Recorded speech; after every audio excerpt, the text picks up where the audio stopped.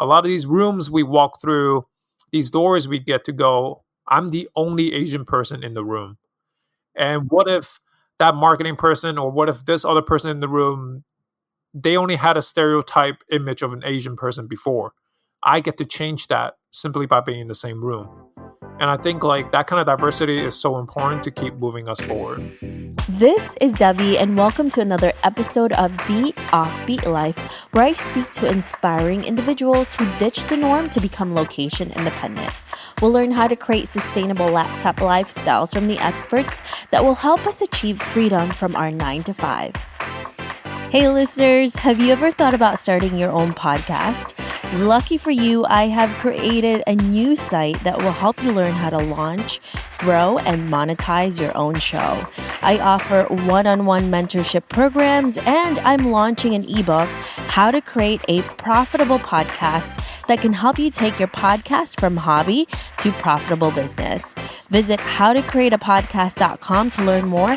Again, that's howtocreateapodcast.com. See you there.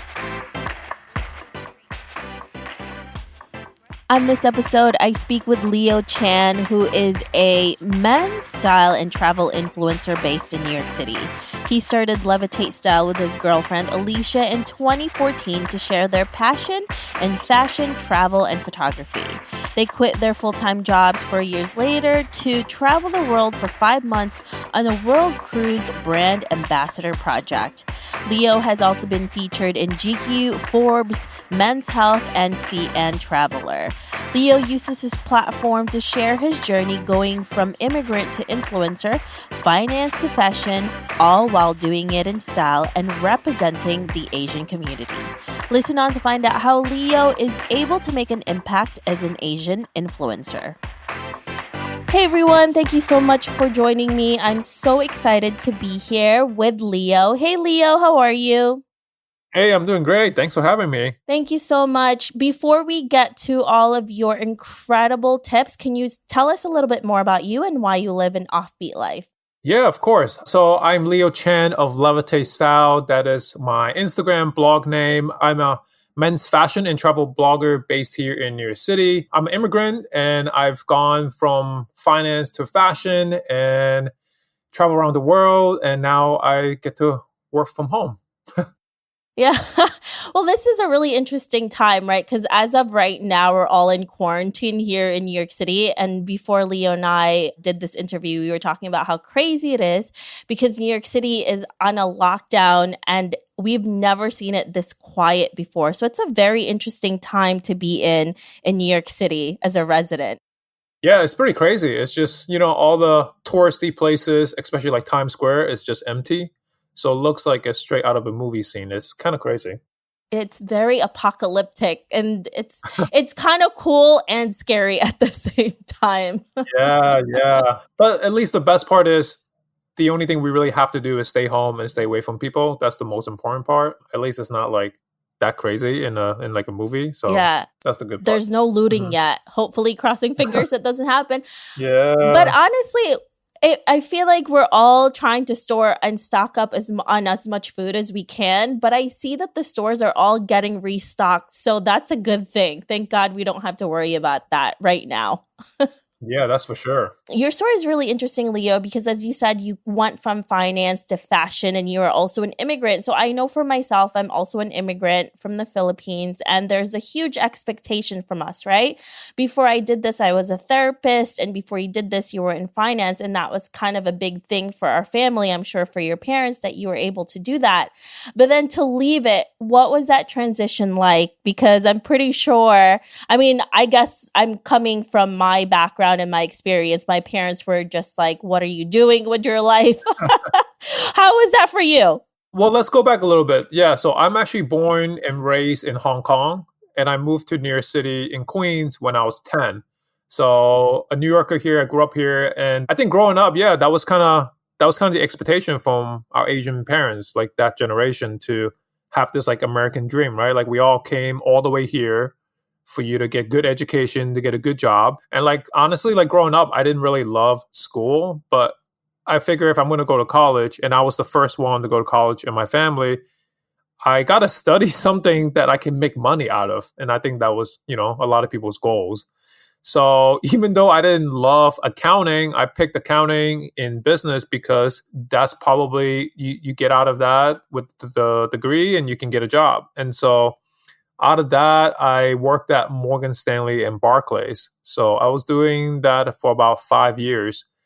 And that's when my girlfriend and I started this like side hustle with this fashion blog called Levitate Style. At the time, it was really just a side hustle. We go to work 9 to 6. Out of work, we'll go to events and network. On the weekend, we'll shoot all our content and then work out at the cafe. And when I showed this to my parents, they were like, okay, so you're a model now. And I think for a while, to them, that was the easiest way for me to explain it, because to them, it's just like, okay, you look cool enough in an outfit, or you look cool traveling. And I explained to them over and over, like, as an influencer, as a blogger, there's so much more involved. Like, you're the photographer, you're the creative director, you're managing your own emails and negotiations and, just learning how to start a blog, all these things. Like, I told them, I wish I was just a model. Like, I don't have to do all that work. So that was kind of like the beginning of it.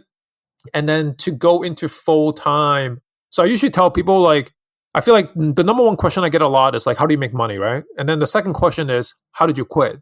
How did you know it was the right time? For us, it's a little different. About like a year into Levitate Style, we've already started working with some brands and we started working with GQ. And then basically we got like a once in a lifetime opportunity to travel the world for 5 months as a brand ambassador. And when I saw that, I was like, what? Like, this is possible? I didn't even think that's possible. And so we were able to do this project where we traveled the world for 5 months. We visited like 50 cities in 27 countries. And when that came, I was just like, yeah, we're quitting our jobs because I don't know if this opportunity will ever come. And if I ever made enough money, I wouldn't spend it all on a trip like this. And so when I told my parents about this, they're like, well, I can't hold you back from a trip like this. And I think over the years, they realized that, like, I'm the one that chose to do accounting. I'm the one that pushed myself to kind of climb that corporate ladder. And so they kind of understand and trust that I know what I'm doing. And then, at the end of the day, with especially finance, I was just like, if I come back from this trip, I can always find another job. And so they really trusted my decision throughout this journey.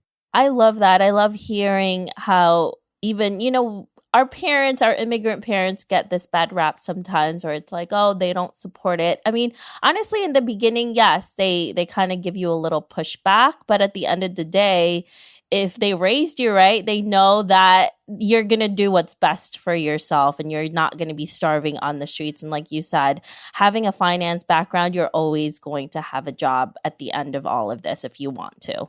Yeah, I think in the beginning, I always explained to them that I had more of a business mindset. Like, yes, it was a hobby and like a hustle and a passion project in all that sense. But also in the bigger picture was I was really hoping to turn this into a full-time job, into a business. Also, obviously, like Asian parents, they love to hear about the numbers. So when I explained to them, oh, this is a sponsored post and this is project here and this is X amount of money I'm making, they're like, what? What do you mean? So I explained to them, like, this is one of those perfect examples of like, you have to work smarter, not just harder. Yeah. There's just different opportunities out there. And now, social media has given us this platform for Asians to excel in, like growing up, we didn't think that this is for us at all. So I think like it's really like eye-opening, not just for me, but now like for the Asian community in general. And I think like also kind of leading up to quitting my job, I got featured in GQ magazine. So that was like a huge thing because like one of the reasons I started the blog was to represent Asian community, especially like Asian guys, because you don't really see Asian guys in, honestly, like a positive way. And if at all, you see Asian guys in fashion, in magazines, in TV, in movies, right? So I was featured in the GQ magazine. It was like a 3-page spread, and I showed it to my parents, like a hard proof, because Asian parents want to see like hard proof. They don't want to see like a photo on Instagram. They're like, what is that? So I showed them this hard proof, and I think that was like another like clicking moment that they were like, oh, okay, this is like serious. Like this is something. So I feel like with Asian parents, this was like a way to show them the way and like how I gone through my journey. Yeah. Well, that's really something that I think any parent do think of, if we're parents ourselves someday. I don't know if Leo, are you a parent yourself or not yet? No, not yet. I know. So we don't have any children yet. So I can't even imagine what it's like being a parent and watching your kids. You feel like, oh no, they went through all of these education for it. And then all of a sudden it's just being dropped. So obviously you want what's best for your children. So it's so understandable that you'll get some sort of reaction. But the way you did it is super smart. And you're definitely business minded in that sense because you had an exit strategy and you had a real strategy, a business strategy throughout this whole thing. When you finally decided that this was something that you wanted to do, you left your job, you had this incredible opportunity. After you came back from your trip around the world, how did you actually strategize this to make it into a full-time business? Yeah, so before we went on the trip, I was already getting, honestly, maybe like 2 to 3 sponsors per month. So that was already like a good like side hustle type of money. And I figured, okay, if I go full time, I was wondering, can I really scale this up? Would I be able to get 10 sponsors a month? Just thinking about that kind of number. So when I first came back, it was a little bit slow because we kind of came in mid-season. And for people that know about advertising or like influencer marketing, there's seasons. I think like there's quarter 1, quarter 2, and that's how usually like marketing campaigns are executed. And so I kind of came in mid quarter. And so a lot of the campaigns were already picked up. So it's not like I can just come in and like get a sponsor post. So the first month or two, it was a little bit slow. And then once the brands and the PR companies I had networks with, they knew that I was back in the States, back in New York, my work started to pick up again. But that's to say, really, like I had a good network to work with before leaving my job. So when you talked about agencies, how do you usually find those types of agencies to work with and how do you land your sponsorship deals? Yeah, so I'll say the first 2 years, even first 2, 3 years, honestly, is just a hustle. And I tell this to everybody. When I first started, I Googled everything. I come from finance background. I had no idea what fashion industry was like. I know fashion from shopping and, how to look good, but I didn't understand how the industry really worked. So I really just Google fashion PR agency near city. And then I found like a list of like, I don't know, the top 10, right? And I just looked on their website. I signed up for the mailing list. I emailed them, I DM'd them, and it was good. Obviously, this was like 5, 6 years ago. So it's important to have like a blog as like your portfolio, as a place where you can show your work and not just your following on Instagram. And so the blog really gave me a credibility to show what I can do. And I would send these samples of work to these PR agencies. So that kind of like the first year was really just like networking. And if I got into one event, I would network with the people that's in charge of the event and I met all the bloggers. So that first year was really like after work, going to all these events, networking and, building up my network with all these brands. So that was kind of like how I really built my way to the PR agencies.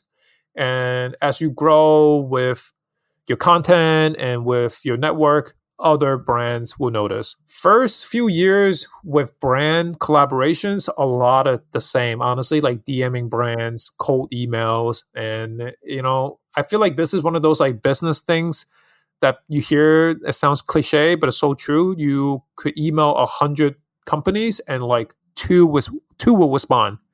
And those are the two that, you can build a relationship and you can get paid work from. But you have to put in the work, put in the hours to reach out to brands. This is also like, 5 years ago. So I think like strategy has changed a lot. 5 years ago, Uniqlo was doing kind of trade for trade content. So they'll send you free clothes, but they'll repost your photo on their channel. So maybe back then Uniqlo only have 25,000 followers, but they're getting free content. And now their audience is cross promotion and they follow me back. So early on, there were a lot of brands that I was able to do this with. And that's how I kind of grew in the beginning. Now, what about now? Have you changed up your strategy and how are you able to grow with the industry and keep continuing to land these sponsorships and brand deals? Yeah, thankfully now I have built a credibility in what I do. I'm recognized as one of the top menswear bloggers. And so I don't have to reach out as much. A lot of the times is the brands or the PR company coming to me directly. I also have a talent agency that have a manager that helps me going through negotiations and execution. So that helps me have a middle person to help me negotiate my rate. It all depends on the brand, what they want for deliverables, how many sponsor posts, how many stories, if there's events involved, if there's exclusivity. So my manager helps me negotiate through all of that to get a proper rate. But yeah, now a lot of brands just come reach out to me now. I love talking about negotiation because this is the one word, that a lot of creatives specifically are very much afraid of. And I think that's what we're going to be talking about for our extended interview there, Leo. And you're going to be giving us a lot of tips on that, I'm sure. Now, when you mentioned about starting out, right? And what you had to do in order to really make it. For somebody who wants to go into this type of industry, especially in the influencer type industry in fashion, what is the things that they can do in order to stand out right now? Because everybody feels like there's too much competition out there. What do you think will make you become more different from everybody else? Yeah, for sure. So I always like to give people a proper expectation.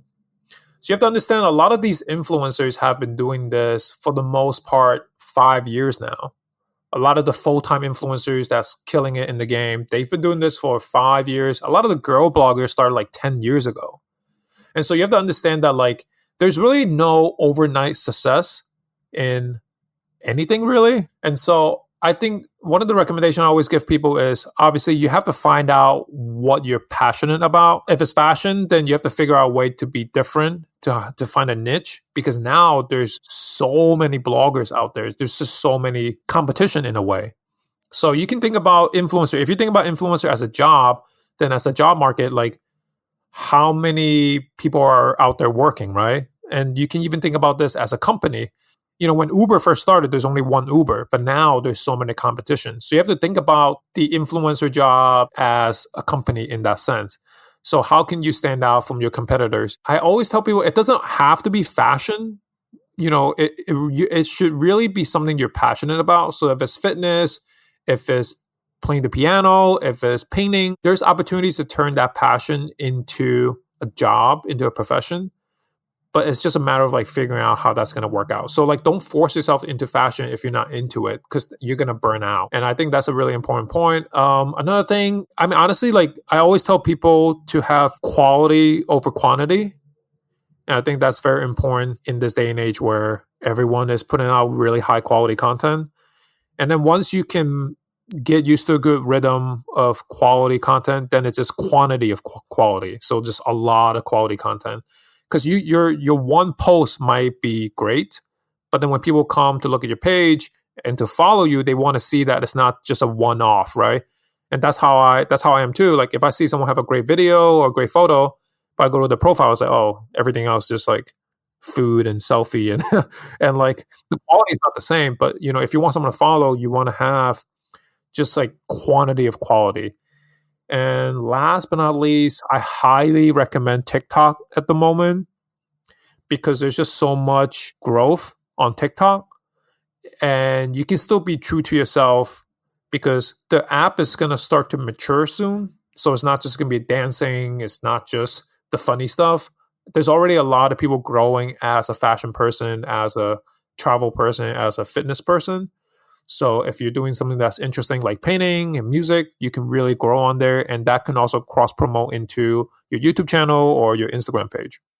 I love it. And TikTok is still fun right now. Remember when Instagram used to be fun? Yeah. I'm having fun because it's actually rewarding the creator. Yeah. So now TikTok is just, you go there and it's just having fun and you're creating, when you're having fun, you create better content actually than when, it's all about algorithm and all of that. So I feel like we're back to that again in terms of TikTok. So let's have fun with it before it gets to where Instagram is right now. Yeah, I think TikTok in general is just almost like the anti-Instagram right now. Yeah. You can actually really stay on the app for hours. And the fact that your video can actually go viral, which is obviously a huge plus. As a creator on Instagram, your content sometimes are not even being seen. So Mhm. that's like very discouraging. But on TikTok, your video is like right now, I think the statistic is like 95% is on the explore page. And for me, I wouldn't even say I'm going hard at it, but I've been going consistently, posting at least like once a day. In like 3-4 months, I've gotten 30,000. Wow. And I'm not posting the funny stuff either. So like, I think people that post all the funny stuff can get a lot of followers. But I'm trying to stay true to my brands. Honestly, staying true to myself as well. Like I can't dance, I can't sing. So I just want to be me, and I'm going to keep posting fashion content, and some of it has done really well. And so it's very interesting to see what you can do. And TikTok has matured a lot in 6 months. People are already getting sponsored. People got sponsored to go to Fashion Week, which is a huge deal. You can't say that about Instagram. Like Instagram was not like this within like 6 months of it going big. So a lot of the creators are already getting big and getting sponsored. So it's interesting where that's going to go. I just love the fact that I think you're right. We kind of needed something outside of it because honestly for me when I first started Instagram it was really fun and I would post like every day, and now with Instagram's algorithm I barely post once a week now cuz I'm just so fed up. Wow. Yeah. Yeah. So with TikTok, because we're in quarantine right now, I'm creating something super short, super fun, and it's on TikTok. So I'm trying to like post every single day, and I don't even care if anybody sees it, but it's just so much fun, it's like taking something, because especially as a creative you want to be happy when you're doing something, and I think that's what makes a bit of a difference when it comes to TikTok. And you're like you said, we're more excited to do it and you get to be seen. Yeah. And what's funny is like some of the top videos that have done well for me on TikTok. I was like, well, if it does well on TikTok, it's got to do well on Instagram. So I reposted my TikTok videos on Instagram, and guess what? People on Instagram love it. Yeah. And so I think in general, our generation, our audience in general, are getting really tired of the same old stuff on Instagram. Because at the end of the day, I really like what Gary Vee has said. He's just saying, like, we're all doing like the money shot. Like, we know this works. Mm-hmm. We know this is the best thing. This will get the likes, but we're all getting so used to the same content over and over. So it's nice. It's a nice break to get something more refreshing, a little bit funnier, just like break the mood, especially during times like this. So I like where TikTok's going for now. Yeah, I know. For now, I know that's the key word. For now, let's see what happens. So yeah, that's so true, Leo. I love that. Well, let's have fun as much as we can. So let's talk about something that's I'm sure in your mind and in a lot of our industry is in our mind is what's happening right now in the world, because obviously not only are we being affected by this in terms of our the epidemic when it comes to health crisis, but it's also affecting our business as content creators in the travel industry, even in fashion, because with you, Leo, a lot of the things that you do, you're surrounded by people, you travel a lot, you're out doing photo shoots, even if it's just in New York City. What is your strategy now? I'm pretty sure because you're very good at business and this is taking a different turn when it comes to our future, right? What has been the main things that are in your mind, and what type of strategies are you going to be using for the future or for even the next few months? Yeah, so I think the good thing about what I've been doing is even prior to this happening, the past month, or even like this year in general, my goal was to diversify more. Obviously, Instagram is my main bread and butter, but the past year, I've been very consistent on YouTube with like 1 or 2 videos a week.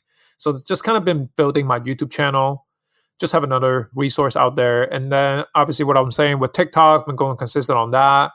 And then the past few months, just starting to build out more of my speaking skills. So I would love to do more speaking at conferences and doing panels and obviously more podcast interviews like this. So really just like diversifying my skill set so that, if Instagram fails or if something happens with influencer marketing on Instagram, I can still do something else on different platform. And so that's already like one thing that I was already doing right before this. Honestly, this whole situation with the virus is going to have such a big impact that I don't think a lot of people, including us, we don't know what to expect. So hopefully we'll be able to stay put and stay consistent in building our own portfolio and our own work. And hopefully we'll see what is going to happen in like 3 months. I think it's interesting just like seeing what our society and like companies are lacking during this time. So for example, a lot of companies that don't have an online presence, that don't have a website, or even restaurants that don't do takeout or delivery, things like that, it's really showing what we need in the future. Obviously, I think like more and more on the digital side. Yeah, so right now, for some of my partnerships in fashion wise, it is delayed because of production. And of course, like a lot of brands are pay attention to how the audience is reacting to all this. If this is if this is a right time to advertise anything at all. And so this is an interesting time just to see how the money and how the marketing budget is being shifted. But for the most part, for me, I'm just trying to diversify and like work on different things. So once hopefully things go back to normal, I can work on different projects. Yeah. Diversifying is definitely the key word there because we need to be able to create income in so many different ways. And this is exactly the biggest reason why we need to do this, because you never know what's going to happen. And you know what, guys, if we can weather through this, we can weather through anything, because this is a really big situation that, like you said, Leo, we don't know what's going to happen in the next few months, within, a year from now. So I'm optimistic. I think it's going to go back again, slowly but surely, hopefully faster than we hope to do. But if you're in the travel industry, I know a lot of my friends are, and it's really taking a hit. Even just the website traffic alone is pretty incredible, and I know a few of them are stranded in places and you can't go anywhere. Yeah. So when you were traveling around, Leo, did you have any type of international insurance when you were away? No, actually. I don't think I ever got any of that.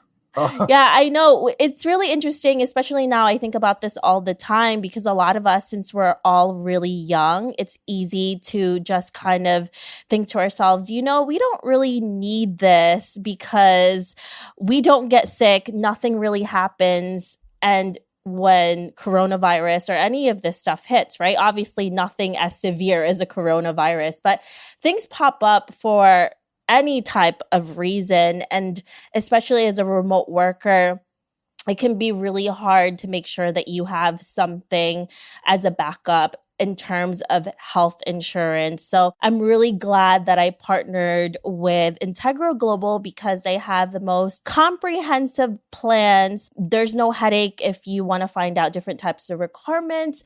That's why it is so great that they're out there helping people, especially in these times.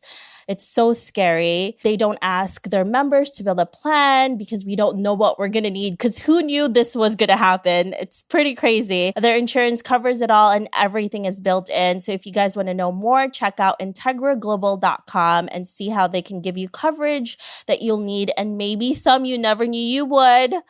Especially now, I'm so glad that Integra Global is out there and helping so many people, not just remote workers, but everyone that are stranded right now. I'm sure all of us are going to be thinking about travel insurance from now on after all of this stuff is behind us. So, Leo, let's fast forward to 50 years from now, and you're looking back at your life.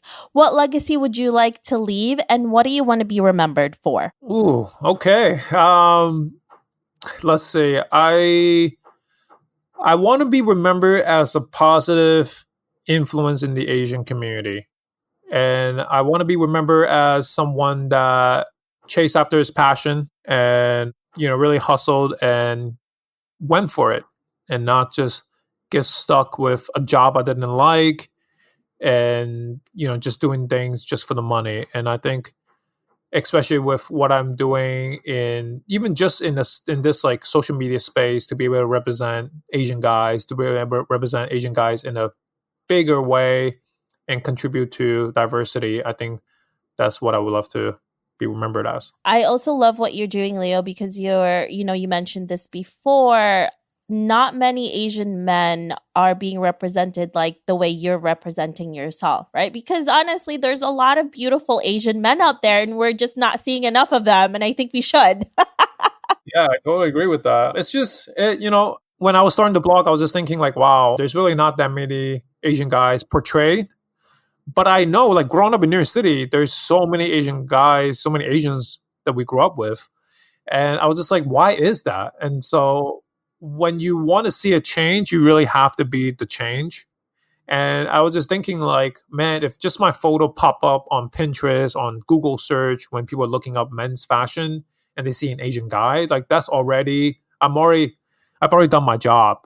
And so to be able to go do these collaboration with brands that are obviously like huge, huge brands, and to do these travel projects where, I'm flying first class with a brand, I'm working with American Express. And what if we had Asian guys, or what if we had just Asian kids in general growing up, didn't think that any of this was for them?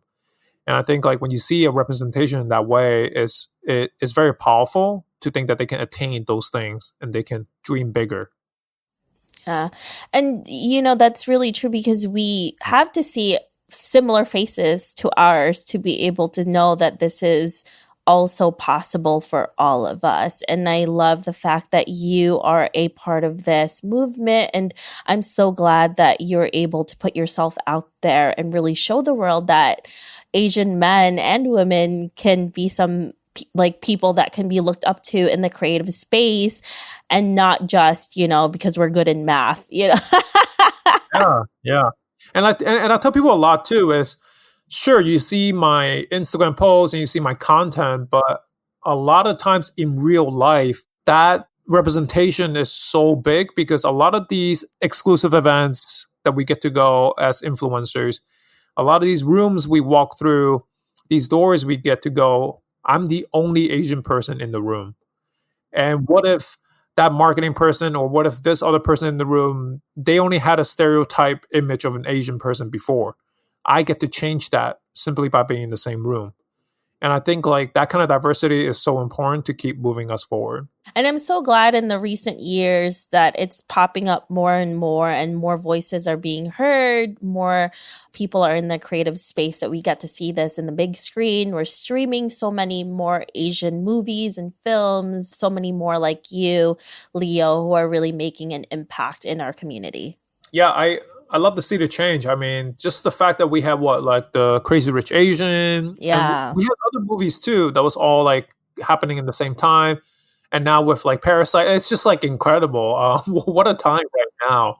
And then obviously like we have Shang-Chi. Like there's all these things happening. And just like, that's really cool. I mean, and growing up as an Asian woman myself, most of the Asian movies that I would see are just all like kung fu and karate, and that was like the only way that we can get casted is if you're like a villain or you knew karate or some sort of martial arts. Right, yeah. Which is why I love Aquafina. Yeah. And I think Aquafina in some ways is, from my experience, Aquafina is pretty divided in the Asian community because it's like, it's not like the traditional Asian beauty, right? And like she is a comedian, she's loud compared like to the typical Asian beauty standard. Yes. Like, but this is what we need in America because think about all the movies that have like that token funny person. Now she's Asian, like that's like honestly that's one more Asian than before. And like just look at where she came from. Like 5 years ago, she was just doing YouTube videos. And now like she's on these big screens, sharing the stage, sharing the room with these huge big name actresses, right?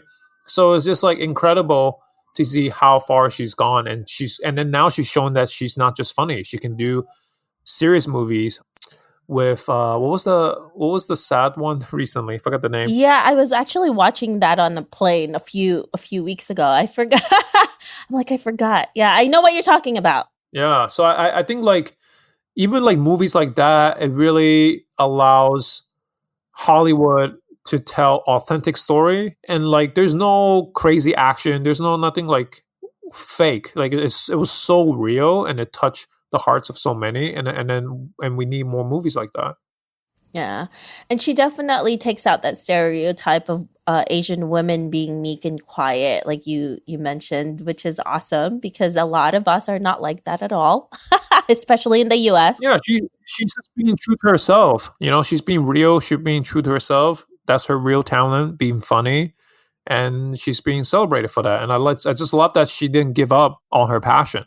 Now, Leo, what are you working on currently that is really exciting to you? So as like a side thing, we've been kind of starting like a merch collection, and that's my first time kind of going into designing clothes, even if it's just like hoodies and t-shirt at the moment, because I'm thinking big picture. So I would love to have like a full-on fashion collection one day, but I'm just taking the baby step to understand how like e-commerce works, how my audience will react to if I design this t-shirt or this hoodie. So I'm taking those baby steps right now. So that's one thing. And then second, just working on more opportunities like this. I think with this crazy time right now, doing more podcast interviews, just getting to tell my story out there more. And like you said, like, you just don't hear about Asian guys doing this. And I've been doing this for like 5.5 years now. And so I've been doing this for so long in a way. And I would love to tell my story more to inspire others. Yeah. And I love spreading messages like yours and stories like yours, Leo, because it definitely needs to be heard. Now, if our listeners want to know more about you, where can they find you? You can find me on Instagram, YouTube, TikTok, everywhere at Levitate Style. Perfect. Well, thank you so much, Leo, for being here with us. I really loved hearing your story and sharing it with our audience. Thank you so much. I hope you enjoyed this interview with Leo. Make sure to visit theoffbeatlife.com. Again, that's theoffbeatlife.com to get the extended interview where he shares how to negotiate effectively as a content creator and entrepreneur. Hey listeners, thank you for listening to this episode, and I'm so thankful for your support. I would love to hear your thoughts on this episode and get suggestions on guests, topics we can discuss, and so much more.